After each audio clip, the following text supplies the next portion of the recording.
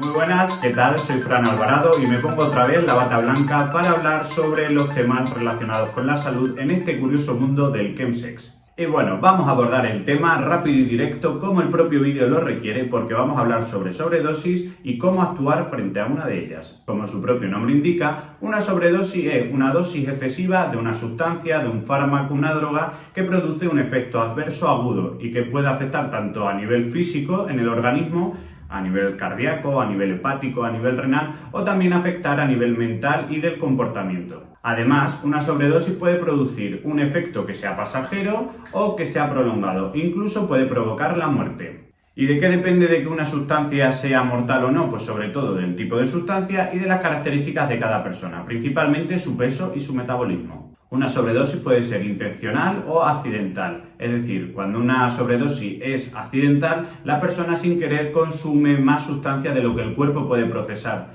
En el caso de una sobredosis intencional, probablemente haya una tentativa de suicidio o un suicidio. ¿Cuáles son algunos casos típicos de sobredosis accidentales? Pues por ejemplo, beber de una botella pensando que es agua y es GHB o consumir algún polvo blanco que está en algún plato pensando que es un tipo de sustancia y luego es otra, o que desconozcamos la pureza y la concentración de la misma y que te produzca pues esa sobredosis accidental. Ahora bien, vamos a hablar sobre las diferencias y cómo reconocer una sobredosis por sustancias depresoras como el alcohol, el GHB y la ketamina y sobredosis por sustancias estimulantes como el MDMA, la mefedrona, la tina y la cocaína. Muy bien, ahora vamos a hablar de la sobredosis por sustancias depresoras, principalmente del GHB y la ketamina. Como ya hemos hablado en vídeos anteriores, una de las sustancias que produce más sobredosis en el fenómeno del chemsex es el GHB. Yo normalmente comparo el GHB con el alcohol porque ambas son depresoras, pero hay una gran diferencia y es el margen de seguridad de cada sustancia. Con el alcohol necesitas beber mucha cantidad para que pueda inducir un coma y sin embargo con el GHB con muy poquita sustancia puedes tener esos efectos de sobredosis e inducir el coma. Es lo que conocemos normalmente como doblar por G. Lo primero que suele notarse ante una sobredosis por GHB es que la persona se encuentra como borracha, es decir, que está descoordinada y siente mareo. Posteriormente puede hacer ruidos muy raros, repetitivos e incluso agitarse. Y finalmente puede perder el nivel de conciencia e incluso caerse. Y hay que tener cuidado para que no se golpee, por ejemplo, la cabeza o tenga otro tipo de traumatismos. A estas dosis altas es cuando se produce este coma o esta pérdida del nivel de conciencia, que puede producir incluso una parada respiratoria y la muerte de la persona que consume. Otro de los posibles efectos que puede presentar es que la persona vomite, por eso es importante tumbarla en posición lateral de seguridad para que no se broncoaspire, es decir, que no se aspire con su propio vómito. Un caso muy común también en el mundo de la noche y en el consumo del chemsex es mezclar varios depresores, como por ejemplo el GHB y la ketamina. De ahí viene esa frase típica de chorriqueta colchoneta. Ahora bien, vamos a diferenciar los efectos que produce una sustancia depresora, también como la ketamina. A dosis altas, la ketamina puede producir un viaje muy intenso, es decir, delirio, pseudoalucinaciones, distorsión de la realidad. Incluso muchas personas describen tener esa sensación de estar fuera de su cuerpo, de que han muerto o de que van a tener una muerte inminente. Y bien, ¿qué hacer ante una persona que está con una sobredosis de depresores? Es importante llevar a la persona a un sitio seguro, que esté calmado y hablarle de una manera muy amigable.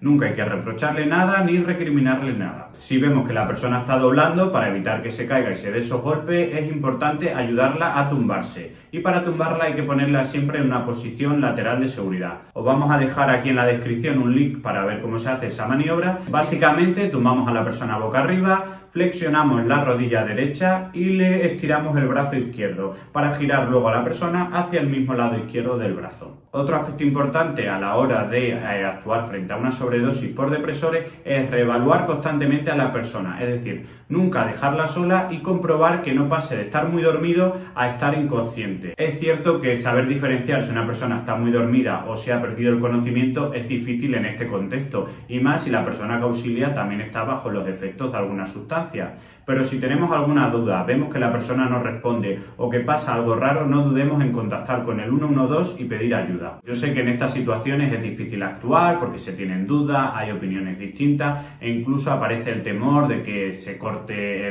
la fiesta, de que venga la policía y se vea que otras personas están consumiendo. Lo que no podemos hacer es dejar que pase a ver si se recupere. Esto se trata de una emergencia médica y hay que llamar al 112 porque la vida de esta persona puede estar en riesgo. Mientras llega esta ayuda sanitaria es importante localizar las cosas de la persona y sobre todo acompañarle en todo momento y evitar que nadie le moleste. Ahora vamos a hablar sobre cómo reconocer una sobredosis por estimulantes. Los efectos a nivel físico que se producen en una persona con sobredosis por estimulantes suelen ser palpitaciones, dolor en el pecho, dolor de cabeza, arritmias, agitación, aumento de la presión arterial, hinchazón de la cara, aumento de la temperatura, visión borrosa, temblores y mucha sudoración. Los efectos a nivel mental que produce una sobredosis por estos estimulantes pueden ser alucinaciones, comportarse de manera violenta y hacer cosas de manera muy repetitiva. Uno de los casos que se puede producir es un delirio en el que la persona se ve bichitos como debajo de la piel. Esto se da principalmente en el consumo por slam. Puede durar hasta 2 días después de haber consumido. Ante una situación así, ¿qué hay que hacer? Sobre todo detener la actividad sexual,